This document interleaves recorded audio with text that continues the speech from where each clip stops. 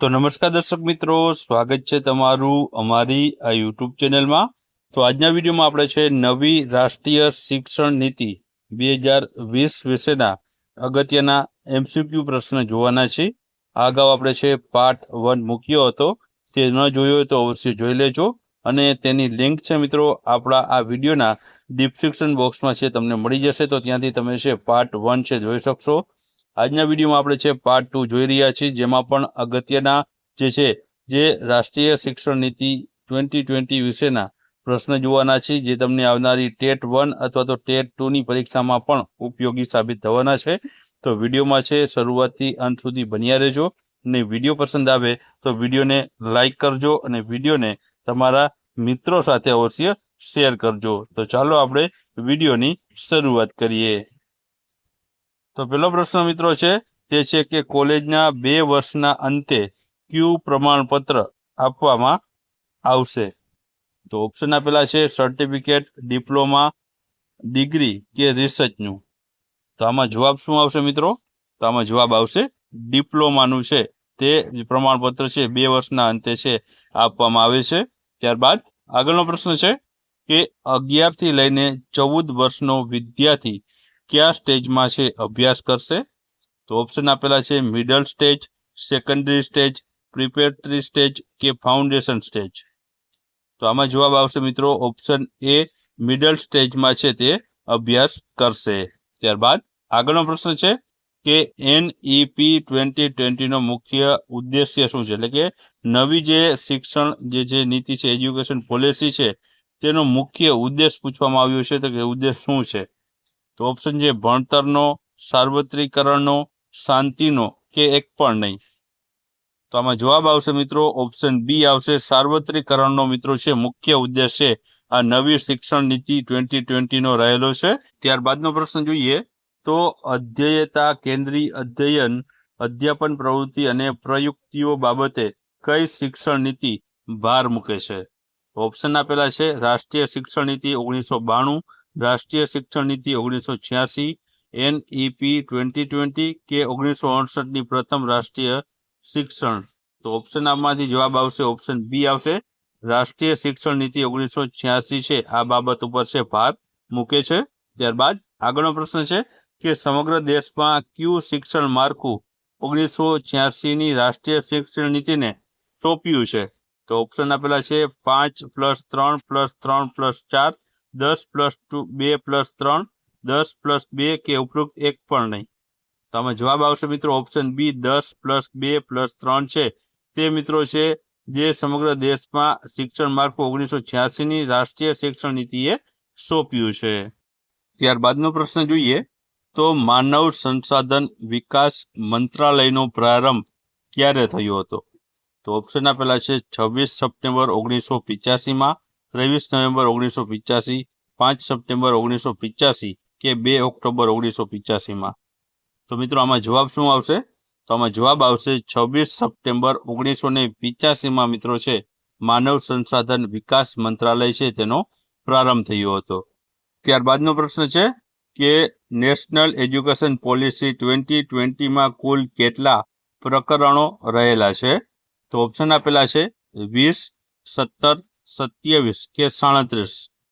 તો આ પ્રશ્નનો જવાબ આવશે મિત્રો તે આવશે ઓપ્શન સી આવશે, 27 જેટલા પ્રકરણો છે આ નેશનલ એજ્યુકેશન પોલિસી 2020માં રહેલા છે। ત્યારબાદ આગળનો પ્રશ્ન છે કે વર્ષ 2023ના વર્ષ સુધીમાં નેશનલ એજ્યુકેશન પોલિસી 2020 અંતર્ગત શું હાંસલ કરવાનું ધ્યેય નક્કી થયું છે? તો ઓપ્શન આપેલા છે 100% સાક્ષરતા, બાલવાટિકાથી ધોરણ 8 સુધી અક્ષરજ્ઞાન અને પાયાની ભાષાકીય કૌશલ્ય તમામ બાળકોને હસ્તગત કરે, સી છે પ્રાથમિકમાં 100% GER ને ડી છે પ્રાથમિકથી લઈને માધ્યમિક સુધી 100% GER। તો આમાં જવાબ શું આવશે? તો આમાં જવાબ આવશે મિત્રો ઓપ્શન ડી આવશે, પ્રાથમિકથી લઈને માધ્યમિક શિક્ષણ સુધી 100% GER। ત્યારબાદ આગળનો પ્રશ્ન છે કે 72મો બંધારણીય સુધારો ક્યારે આવ્યો કે તેમાં શિક્ષણ બાબતે શું સૂચવવામાં આવ્યું? તો ઓપ્શન આપેલા છે 1976 શિક્ષણ રાજ્ય યાદીમાં સમાયું, 1972 શિક્ષણ સંયુક્ત યાદીમાં સમાયું, 1976 શિક્ષણ સંયુક્ત યાદીમાં સમાયું કે 1972 શિક્ષણ રાજ્ય યાદીમાં સમાયું? તો આમાં જવાબ શું આવશે? તો જવાબ આવશે ઓપ્શન સી આવશે.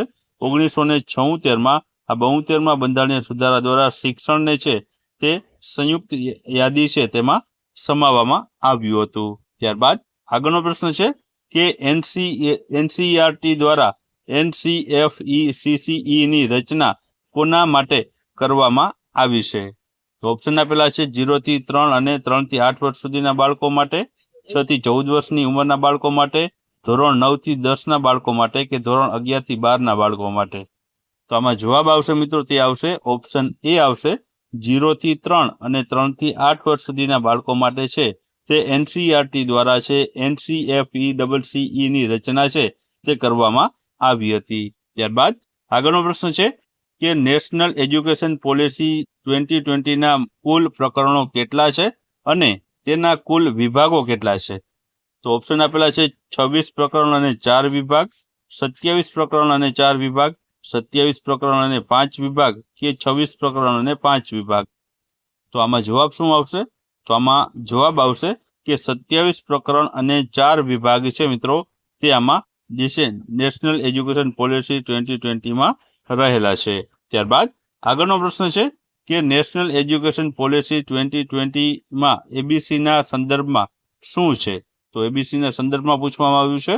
તો ઓપ્શન આપેલા છે academic board of council, authentic bank of credit, academic bank of credits કે ઓથેન્ટિક બોર્ડ ઓફ કેલ્ક્યુલિયમ? તો આમાં એબીસીનું મિત્રો સંદર્ભ પૂછવામાં આવ્યો છે. તો આમાં જવાબ આવશે ઓપ્શન સી આવશે, એકેડમિક બેંક ઓફ ક્રેડિટ છે તેનું જે છે જવાબ આવશે. ત્યારબાદ આગળનો પ્રશ્ન છે કે નેશનલ એજ્યુકેશન પોલિસી 2020માં વ્યવસાયિક શિક્ષણ સહિત ઉચ્ચ શિક્ષણમાં GER કેટલા ટકાથી કેટલા ટકા કયા વર્ષ સુધીમાં હાંસલ કરવાનો છે? તો ઓપ્શન આપેલા છે GER 28.3% 2016 થી 50% 2035 સુધીમાં, GER 28.3 2018 થી 50% 2030 સુધીમાં, GER 26.3% 2016 થી 50% 2035 સુધીમાં કે GER 26.3% 2018 થી 50% 2035 સુધીમાં? તો આમાં જવાબ શું આવશે?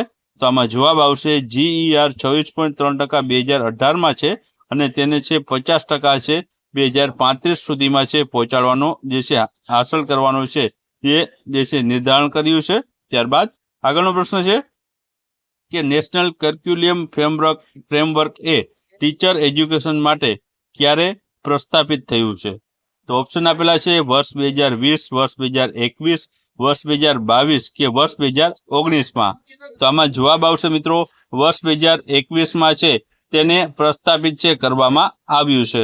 ત્યારબાદ આગળનો પ્રશ્ન આપણે જોઈએ તો નવી રાષ્ટ્રીય શિક્ષણ નીતિ 2020નું કેટલી ભાષામાં ડ્રાફ્ટિંગ થયું હતું? તો ઓપ્શન આપેલા છે 20 ભાષામાં, 22 ભાષામાં, 16 ભાષામાં કે 18 ભાષામાં? તો આમાં જવાબ આવશે મિત્રો ઓપ્શન બી, 22 ભાષામાં છે ડ્રાફ્ટિંગ કરવામાં આવ્યું હતું. ત્યારબાદ આગળનો પ્રશ્ન છે કે નેશનલ એજ્યુકેશન પોલિસી 2020માં વોકેશન કોર્સ જે છે ઇન્ટર્નશીપ માટે કયા ધોરણથી શરૂ કરવામાં આવશે? તો ઓપ્શન આપેલા છે ધોરણ 9, ધોરણ 8, ધોરણ 7 કે ધોરણ 6 માંથી? તો આમાં જવાબ આવશે મિત્રો ઓપ્શન ડી આવશે, ધોરણ 6 માંથી છે આ વોકેશન કોર્સ છે ઇન્ટર્નશીપ તે મિત્રો છે ધોરણ 6 થી શરૂ કરવામાં આવશે. ત્યારબાદ આગળનો પ્રશ્ન છે કે એનસીઈઆરટી દ્વારા છે મિત્રો શાળાકીય શિક્ષણ માટેની રાષ્ટ્રીય કક્ષાના અભ્યાસક્રમની જે રૂપરેખા છે તે સૌપ્રથમ ક્યારે ઘડાઈ હતી? તો ઓપ્શન તમને તેના જોવા મળે છે કે 1993માં, 1986માં, 2005માં કે 2012માં? તો આમાં જવાબ આવશે મિત્રો ઓપ્શન સી આવશે, 2005ની સાલમાં મિત્રો છે એનસીઈઆરટી દ્વારા છે તે શાળાકીય શિક્ષણ માટે છે આ રાષ્ટ્રીય કક્ષાની અભ્યાસક્રમની રૂપરેખા છે તે ઘડવામાં આવી હતી. ત્યારબાદ આગળનો આપણે પ્રશ્ન જોઈએ. આગળનો પ્રશ્ન છે કે દરેક બાળક માટે આરોગ્ય કાર્ડની વાત કઈ શિક્ષણ નીતિમાં કરવામાં આવી છે? તો ઓપ્શન આપેલા છે 1986ની નવી રાષ્ટ્રીય શિક્ષણ નીતિ, 1968ની પ્રથમ રાષ્ટ્રીય શિક્ષણ નીતિ કે રાષ્ટ્રીય શિક્ષણ નીતિ 1992 કે નેશનલ એજ્યુકેશન પોલિસી 2020માં? તો આમાં જવાબ આવશે મિત્રો ઓપ્શન ડી આવશે, નેશનલ એજ્યુકેશન પોલિસી 2020માં છે મિત્રો આ આરોગ્ય કાર્ડ દરેક બાળક માટેની છે તે જે છે વાત કરવામાં આવેલી હતી. ત્યારબાદ આગળનો પ્રશ્ન જોઈએ. તો આગળનો પ્રશ્ન છે કે એબીસીની વાત નેશનલ એજ્યુકેશન પોલિસી 2020ના કયા પ્રકરણમાં કરવામાં આવી છે? તો ઓપ્શન આપેલા છે પ્રકરણ 11, પ્રકરણ 7, પ્રકરણ 16 કે પ્રકરણ 26માં. તો આમાં જવાબ આવશે મિત્રો તે આવશે ઓપ્શન એ આવશે, પ્રકરણ 11માં છે મિત્રો એબીસીની વાત છે આ નેશનલ એજ્યુકેશન પોલિસી 2020માં છે કરવામાં આવેલી છે. ત્યારબાદ આગળનો પ્રશ્ન આપણે જોશું. તો આગળનો પ્રશ્ન છે કે શિક્ષણ એ આપણા બધાનો મૂળભૂત અધિકાર છે, તો આ કયા બંધારણીય સુધારા મુજબ જોગવાઈ રહેલી છે? તો ઓપ્શન આપેલા છે 86મો બંધારણીય સુધારો 2002માં, 42મો સુધારો 2002માં, 86મો સુધારો 2002માં કે 42મો સુધારો 1976માં. તો આમાં જવાબ આવશે મિત્રો ઓપ્શન સી આવશે, 86મો બંધારણીય સુધારો 2002માં. ત્યારબાદનો પ્રશ્ન જોઈએ.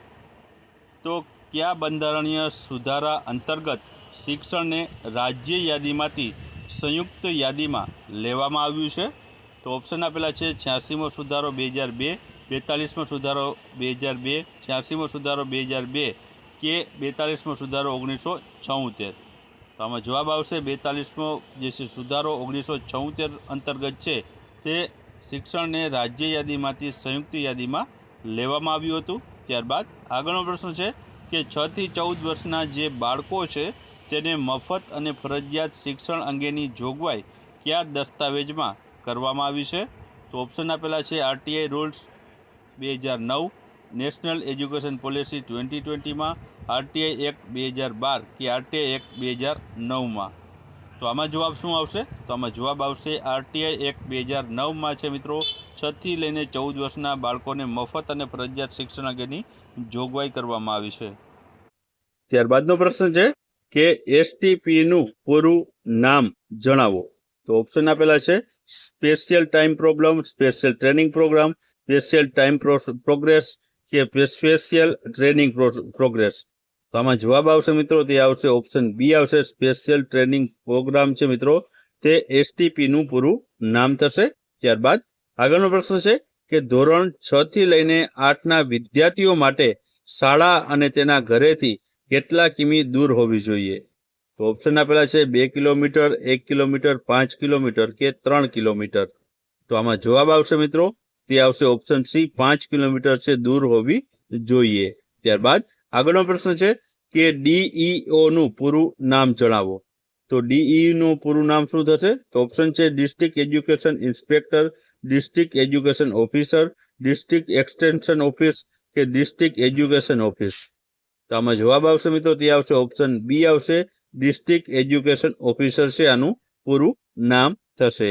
ત્યારબાદ આગળનો પ્રશ્ન છે કે નેશનલ એજ્યુકેશન પોલિસી 2020 અંતર્ગત 5+3+3+4 ના માળખામાં સેકન્ડરી સ્ટેજમાં જે છે તે કયા ધોરણનો અભ્યાસ કરવામાં આવશે? તો આમાં મિત્રો જે છે જે ઓપ્શન આપેલા છે તેમાં જવાબ જોઈએ 1 થી 5, 6 થી 8, 9 થી 12 કે 9 થી 10માં. તો જવાબ શું આવશે? તો જવાબ આવશે મિત્રો આમાં ઓપ્શન સી, 9 થી 12. ત્યારબાદ આગળનો પ્રશ્ન છે કે એનઈપી એટલે કે નેશનલ એજ્યુકેશન પોલિસી 2020 ક્યારે અમલમાં આવ્યું છે?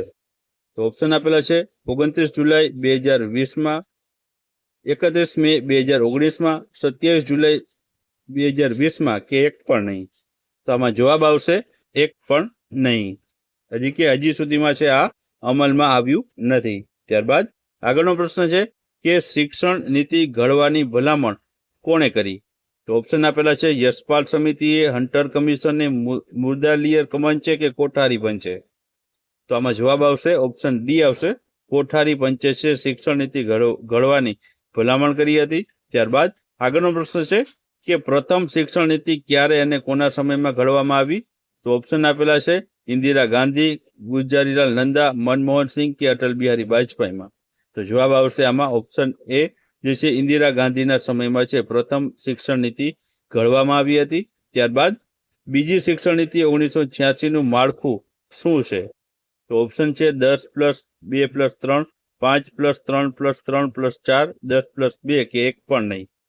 તો આમાં જવાબ આવશે ઓપ્શન એ 10+2+3 છે તે બીજી શિક્ષણ નીતિ 1986નું છે માળખું રહેલું છે.